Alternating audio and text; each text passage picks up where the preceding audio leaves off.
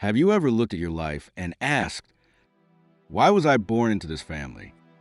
Why these people? Why this place? Why these circumstances? Some are born into warmth, others into storms. Some grow in love, others in conflict. But what if I told you none of it is random? What if your soul chose it all? Yes, even the challenges, even the heartbreak, even the parents who may not have understood you or worse, hurt you. In this journey, we're going to uncover the spiritual truth behind one of life's greatest mysteries. Does your soul choose its parents? And in doing so, we'll explore reincarnation, karma, and the reason your soul deliberately walks into pain.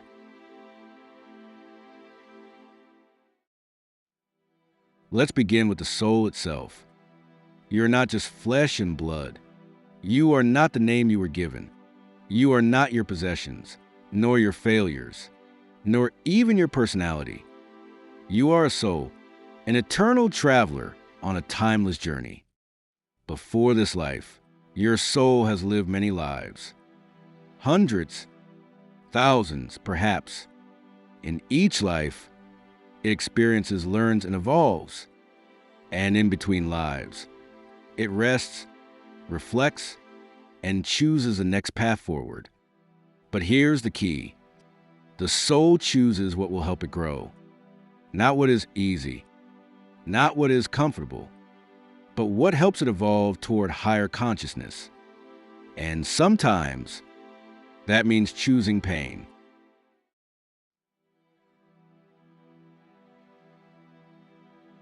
So, does the soul choose its parents?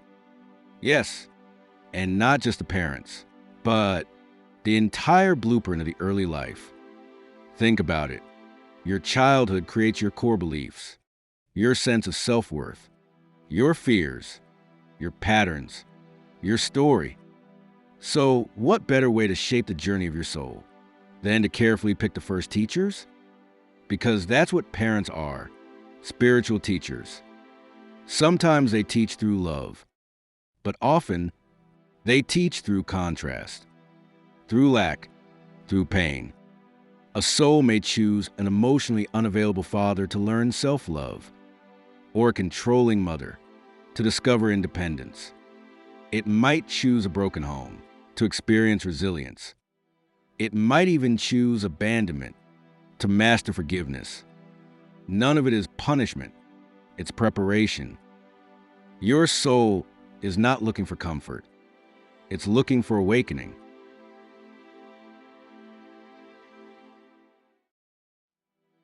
Let's talk about reincarnation, not as a fantasy, but as a deep spiritual law. When a soul dies, it carries impressions, called mental and emotional imprints. These are formed by our actions, desires, regrets, and unresolved wounds. These impressions, along with the law of karma, determine the next birth. But here's something most people don't know. Before reincarnation, the soul participates in a life review. In this realm beyond the physical, it sees clearly what it did in past lives, what it still needs to learn, what debts remain unpaid, and what wounds still ache in its energy field. And then it chooses. It forms karmic contracts, agreements with other souls. Your parents? Often, you've lived with them before. They may have been your siblings, your children, your lovers, your enemies.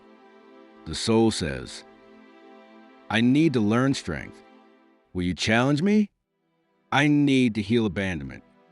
Will you leave me? I need to discover unconditional love. Will you hurt me so I can rise above? It sounds strange to our human mind, but the soul thinks not in years or comfort. It thinks in eternity.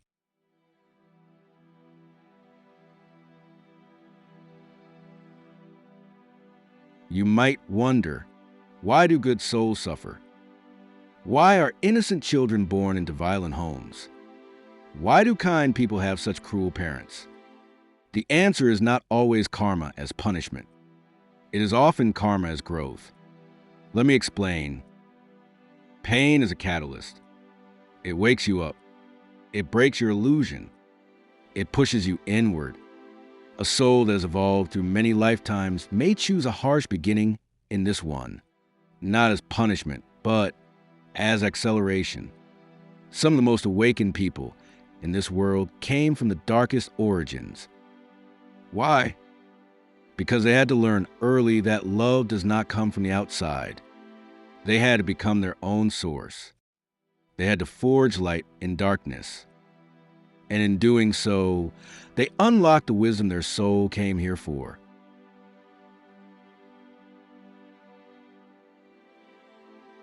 Many of you watching may feel like the black sheep of your family, like you don't belong, like your values, your heart, your energy is just different.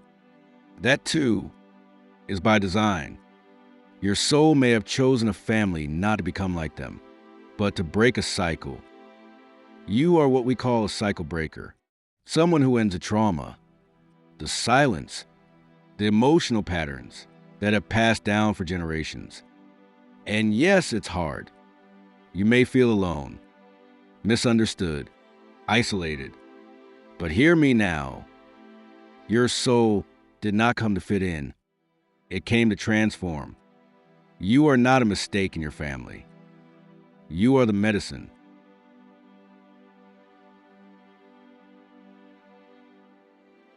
So if all of this is true, what should you take from it?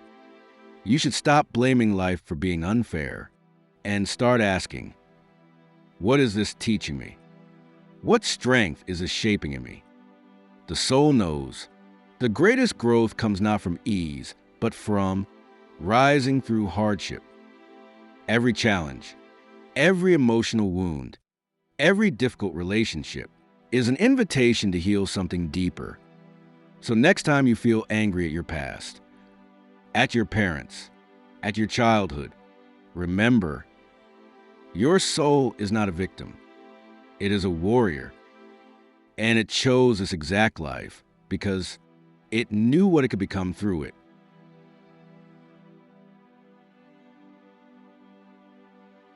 You are not here by accident. Your story is not random. Your pain is not meaningless. Your soul is old, wise, brave, and in a space beyond time. Before this life began, it looked at all the options, and it chose this one, not to suffer, but to awaken. So honor the journey. Don't curse your beginnings. Don't resent your parents. Learn what you came to learn. Rise as you were meant to rise. And remember this truth. The soul does not choose comfort. It chooses growth. And that is the most powerful kind of love there is. If this message resonates with you, take a moment, close your eyes, breathe, and say to yourself, I trust the path my soul chose. I forgive what hurt me. I honor my parents, even if I don't understand them. I rise above my story. I am not a victim. I am a soul in motion. And that is enough for today. Until next time, keep growing, keep rising, and never forget, you are exactly where your soul needs to be.